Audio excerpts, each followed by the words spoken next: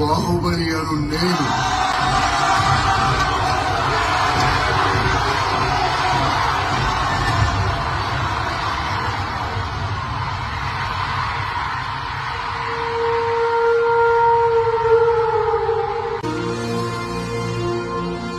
అమరేంద్ర బాహుబలి అను నేను విశేషమైన మహిష్మతి ప్రజల ధన మాన ప్రాణ సంరక్షకుడిగా మహారాజు బలాల దేవుడి సర్వ సైన్యాధ్యక్షుడిగా అహర్నిశలో అప్రమత్తుడనై విధి నిర్వహణలో త్యాగానికైనా వెనుకాడబోనని రాజమాత శివగామి దేవి సాక్షిగా ప్రమాణం చేస్తున్నాను.